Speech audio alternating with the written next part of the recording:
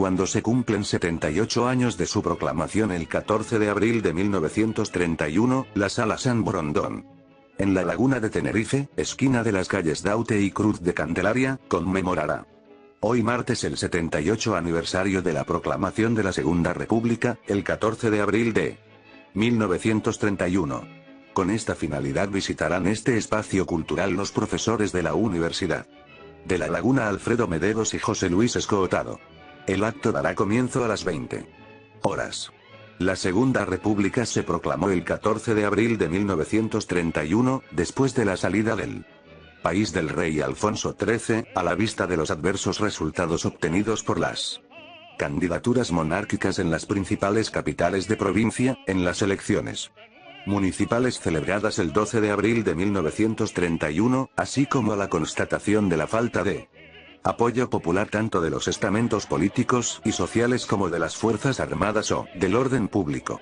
En tanto se elaboraba la nueva constitución, se constituyó un gobierno provisional presidido, primero, por Niceto Alcalá Zamora desde el 14 de abril hasta el 14 de octubre de 1931, sustituido por Manuel Azaña, al presentar el primero su dimisión por su oposición a la redacción del artículo 26 de la nueva Constitución, sobre el laicismo del Estado.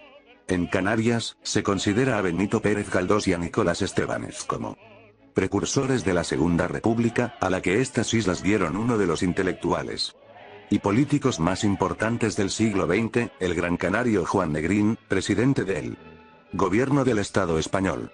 Destacó asimismo otro gran canario, Franchi Roca, fiscal general del Estado y secretario de la Audiencia Territorial, así como Ramón Orozco Batista, Ramón Gil Roldán, Rafael Guerra del Río, Antonio Lara y Zárate, José Miguel Pérez, Alonso Pérez Díaz, el republicano palmero Florisel Mendoza, que en 2003 habló en esta misma sala sobre este mismo asunto, destacaba la labor de la Segunda República poniendo en marcha 30.000 escuelas en todo el estado, así como la reforma agraria.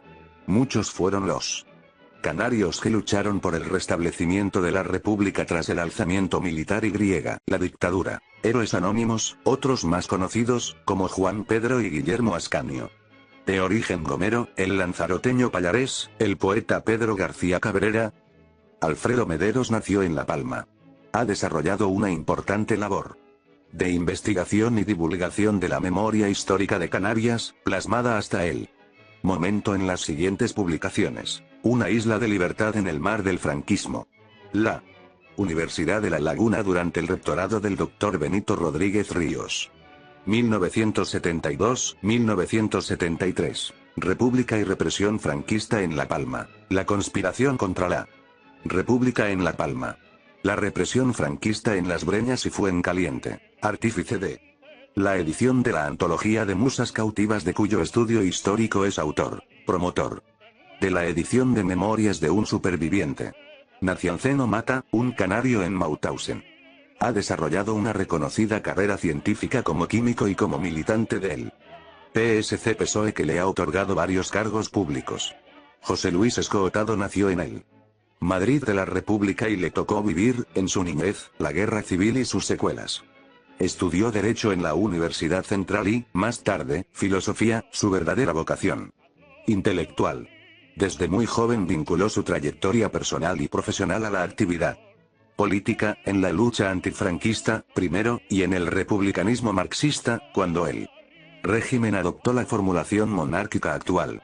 Es uno de los más respetados intelectuales de las islas, conferenciante y militante activo de los movimientos sociales. José Luis Escootado está comprometido con un proyecto republicano con el propósito de transformar la consciencia nostálgica de los vencidos, que se ha venido prolongando. Ausencia de legitimación, frente al gran engaño que se ha producido durante todos estos años de transición. La breve pero intensa etapa republicana supuso un despertar social, cultural y político sin precedentes en la historia de Canarias. Una senda reformista y democrática que, atenazada por la crisis económica, la conflictividad social y el enfrentamiento entre modernidad y tradición, no logró consolidarse y fue abortada violentamente por un golpe de Estado militar.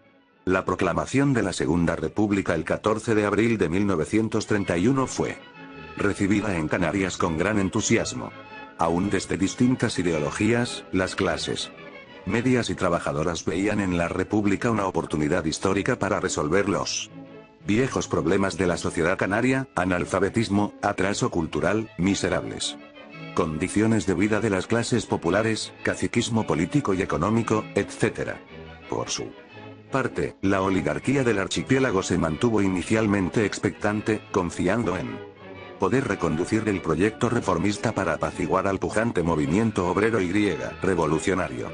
Aunque durante el primer bienio, 1931-1933, el gobierno republicano socialista realizó importantes reformas educativas, laborales y socioeconómicas, las altas expectativas puestas en el nuevo régimen provocaron una creciente frustración ante la lentitud de los avances conseguidos. Los sindicatos partidos obreros, cada vez más fuertes y organizados en las capitales insulares, iniciaron huelgas para pedir el cumplimiento de las leyes laborales republicanas y la mejora de sus salarios. Aunque algunas terminaron con éxito, la presión de los grandes terratenientes y exportadores canarios forzó a las autoridades republicanas insulares, miembros también de la alta burguesía, a reprimir duramente estas huelgas. Este enfrentamiento se intensificó durante el segundo bienio, 1933-1935, cuando las derechas católicas y los radicales de Leroux llegaron al poder. En un contexto de crisis económica y paro obrero que afectaba a sectores económicos fundamentales como el tabaco o la exportación frutera, los conflictos sociales aumentaron notablemente, provocando una sucesión de huelgas, sabotajes y represiones policiales, cuyos momentos culminantes se producirían en las insurrecciones populares de Hermigua, La Gomera, y Buenavista del Norte, Tenerife, o en la huelga de inquilinos en Santa Cruz de Tenerife. Este creciente desencuentro provocó una fuerte polarización ideológica entre dos posiciones irreconciliables. Por un lado, la Iglesia católica, las clases dirigentes y los sectores conservadores de la pequeña y mediana burguesía, cada vez más próximos a los planteamientos del fascismo europeo. Y, por otro, republicanos de izquierdas, socialistas, comunistas y anarquistas que, ante la amenaza fascista, se agruparon bajo el Frente Popular, que terminaría ganando ajustadamente las elecciones en febrero de 1936 en Canarias. A partir de ese momento, derrotados electoralmente y asustados por la posibilidad de perder su tradicional poder político y económico, las élites insulares y la burguesía conservadora abandonaron la senda democrática y apoyaron sin fisuras al ejército, tanto en el golpe de Estado como en la represión posterior al 18 de julio de 1936. 1936 en Canarias. A partir de ese momento, derrotados electoralmente y asustados por la posibilidad de perder su tradicional poder político y económico, las élites insulares y la burguesía conservadora abandonaron la senda democrática y apoyaron sin fisuras al ejército, tanto en el golpe de Estado como en la represión posterior al 18 de julio de 1936. 6.